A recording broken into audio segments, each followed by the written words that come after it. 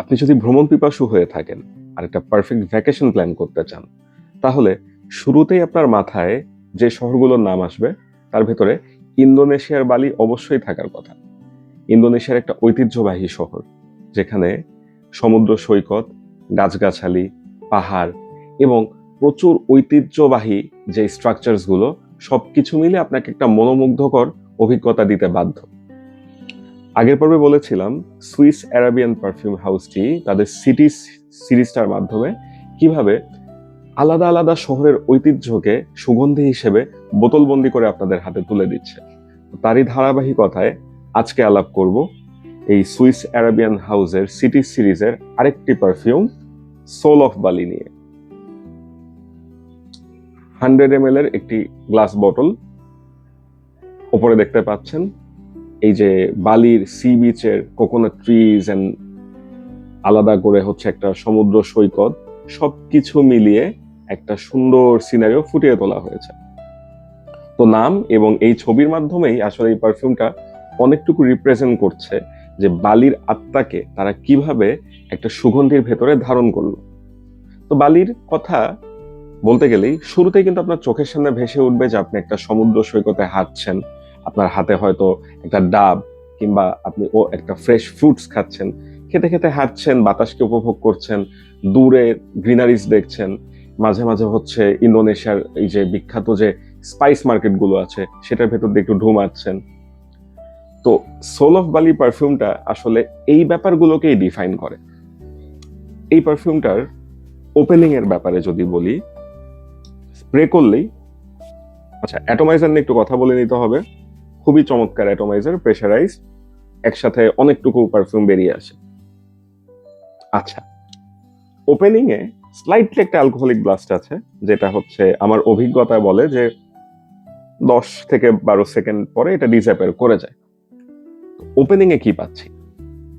Opening থেকে যেটা পাওয়া যায় সেটা হচ্ছে একটা সাইট্রাস নোট, সেটার মধ্যে কিছুটা বার্গামটের ভাইবস আছে, কিছুটা জিঞ্জার আছে।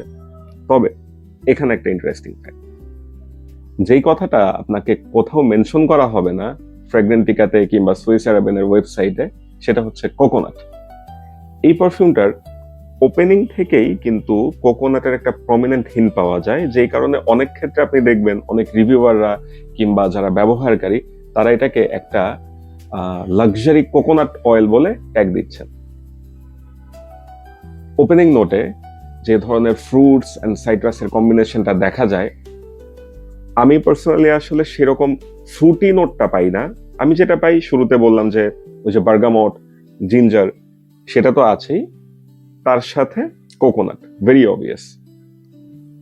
এবং আমার গত কয়েকদিনের ব্যবহারের অভিজ্ঞতায় আমি যেটা পাচ্ছি, এই যে ড্রাই ডাউনটা হয়ে যাওয়ার পরে এখান থেকে একটা হচ্ছে স্যাফরন এবং সুইট একটা ফ্লোরাল টোন চলে আসে, সেটার সাথেও কিন্তু ওই কোকোনাটটা পারসিস্ট করে যায়। এবং আলটিমেটলি ড্রাই ডাউন হওয়া পর্যন্ত যখন আপনি একটা স্যান্ডেল উড কিংবা মাস্কি ফিলিংস পাবেন, সেখানেও আলটিমেটলি এই কোকোনাটটাই পারসিস্ট করে। এই পারফিউমটার একটা বৈশিষ্ট্য হচ্ছে শুরু থেকে শেষ পর্যন্ত এটা একটা কোকোনাট লাইক অ্যারোমা দিয়ে যায়, যেটা কোনো নোটেই মেনশন করা নেই, কোথাও বলা নেই। আচ্ছা, তো কোকোনাট অনেকে পছন্দ করেন, অনেকে পছন্দ করেন না। তো সেই ক্ষেত্রে এই পারফিউমটা আসলে কোন ক্ষেত্রে ব্যবহার করা যেতে পারে? অবশ্যই ডেইলি বেসিসে ইউজ করার জন্য পারফিউম এটি নয়। নাম সোল অফ বালি, বোঝাই যাচ্ছে আপনি যখন একটা ভ্যাকেশন কাটাতে যাচ্ছেন, কোন একটা ট্রপিক্যাল কান্ট্রিতে যাচ্ছেন, তখনকার জন্য এই পারফিউমটি আসলে প্রচন্ড ভালো একটি অপশন হতে পারে। বিকজ ওই যে ভেবে দেখেন, আপনি একটা বিচের পাশ দিয়ে হাঁটছেন, অসম্ভব রকমের সুন্দর একটা বাতাস, সেখানে কিন্তু এই যে ট্রপিক্যাল ভাইবস দেওয়ার জন্য আসলে কোকোনাট অ্যারোমার সাথে এই যে একটা ফ্রেশ ওপেনিং এবং আলটিমেটলি মিড নোটে যে স্যাফরনের সাথে মিশে থাকা কিছুটা ট্রপিক্যাল ফ্রুটসের ঘ্রাণ আসে, সেটা বেশ পারফেক্ট ডেলি ইউজে, অফিস ওয়্যারের জন্য, কিংবা হচ্ছে আপনি যখন কোনো একটা পার্টিতে যেতে চান, সেটার ক্ষেত্রে এই পারফিউমটা আসলে কোনোভাবেই নয়। সামার সিজনে অবশ্যই ব্যবহার করা যেতে পারে। দেশের মধ্যে যদি আপনি কক্সবাজার ঘুরতে যেতে চান, কুয়াকাটায় ঘুরতে যেতে চান, কিংবা কোনো ভোরবেলা যখন আপনি বাতাস খেতে খেতে কোনো একটা জায়গা দিয়ে হাঁটছেন, সেই ক্ষেত্রে এই পারফিউমটা ইউজ করা যেতে পারে। ট্রাভেল পারপাসে তো অবশ্যই ইউজ করা যেতে পারে। যদি আপনি কোনো একটা ট্রপিক্যাল কান্ট্রিকে বেছে নেন, যেখানে সমুদ্র সৈকত আছে, যেখানে সুন্দর এই যে নারিকেল গাছ, সবুজ, এরকম সবকিছু মিলে আপনাকে একটা মনোমুগ্ধকর অভিজ্ঞতা দেয়, সেক্ষেত্রে এই পারফিউমটি সেই অভিজ্ঞতাটাকে আরো বাড়িয়ে দিতে পারে।